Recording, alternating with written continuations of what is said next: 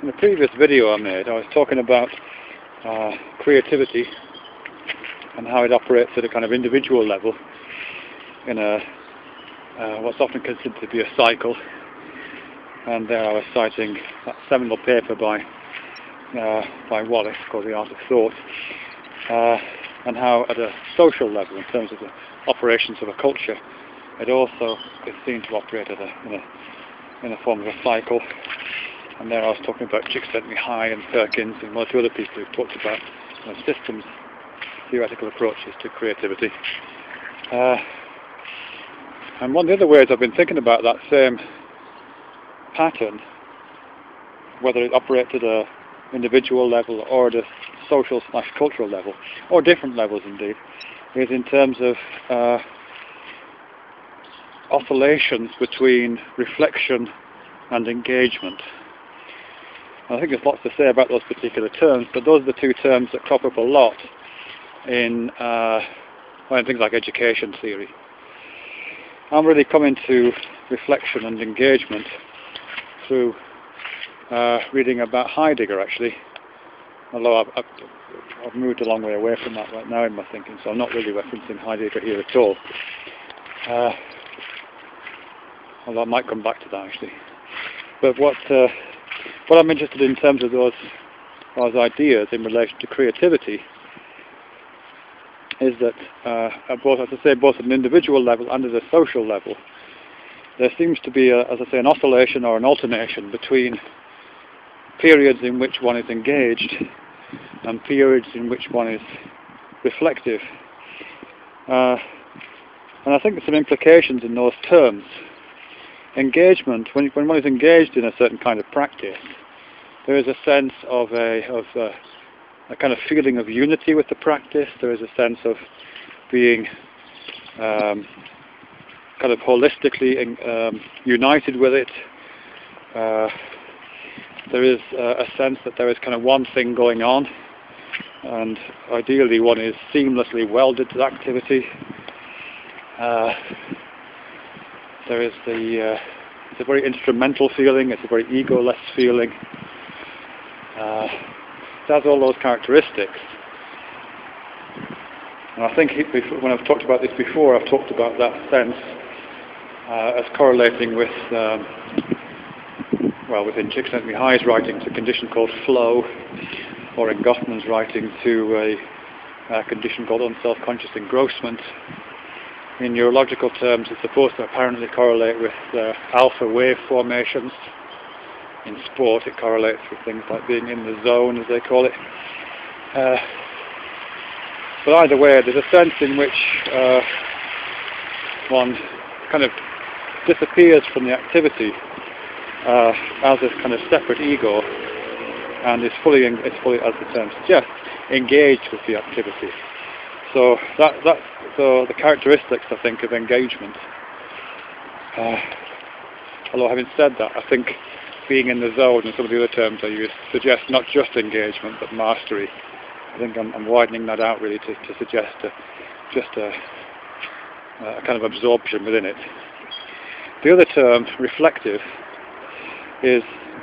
requires a separation from that, whereas engagement is singular, it's non-dual, it's of the nature of absorption. Reflective or reflection demands separation, it demands stepping back, it demands detachment, it demands a dualist relationship between what one is doing or has done. Okay, I'm back to this video again. The phone rang. I make these videos on a mobile phone camera, and the phone rang. It was the garage telling me my car's been fixed. And I can't really remember what I was talking about. It's something to do with reflection. I think I'd been talking about engagement and how that kind of correlates to various parts of the individual creative cycle, to do with ego loss and to do with total absorption in the activity one is engaged within. And now I'm talking about how a reflective phase features within individual creative processes, in which one kind of stands back from or detaches oneself from that activity and it deploys tools to consider what one has done in the past, presumably, or possibly even in the moment on what he's doing. And as I said before, whilst engagement is non-dual, and the ideal form of engagement would be one in which one achieves a kind of non-dual state, a total synthesis of kind of being and doing, the ideal state for reflective activity is not non-dual, it's dual and is detached and is kind of distanced, objective, all those kind of things. Some interesting things fall out of that, for me at least, in thinking about it, to do with the terms, really. It seems to me certainly that reflective practice, that part of that creative moment, which in Wallace's terms would be the early stages when one is engaged in research, you're kind of distanced and you're kind of approaching the objects that you're studying, that you're engaging with, that you're about to engage with creatively.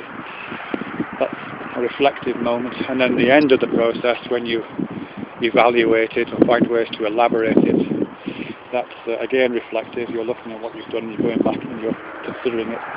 Those stages rely on a kind of visual metaphor. They rely on distance, on a kind of cool appraisal from a distance. The kind of appraisal that's only really possible when nothing's pressing up against you, when there isn't any of the urgency of that pressing, when one feels separated from it in a way that allows light to fall on this practice, so that it feels kind of shared, feels kind of interpersonally available, it's out there in space, available to someone else, it's separate from the body. All those kind of metaphors, I think, or inferences, are deployed within the idea of reflectivity and reflexivity, whereas engagement doesn't use the visual metaphors at all. I think it's much more haptic and manual. There's much more a sense of it being hands-on, and a sense of it being held close, actually. I think there's a sense in which you absolutely do feel the pressings of it, and you do feel the movement of it, and you kind of move with the action and move with the practice. So in terms of a sensory metaphor, what kind of sensory modes are the metaphors of engagement deploying? They're definitely, I would say, metaphors of touch, and also metaphors of proprioception and movement, I guess, the movement of the body. Kinesthetic metaphors. I haven't really figured out how that reflection engagement thing works at a kind of social level. I mean, what I've just been talking about is how those things figure within individual creativity, but I'm sure they also could be deployed within an understanding of social dynamic systems kind of models of creative practice, and probably on smaller scales, which perhaps I'll come back to.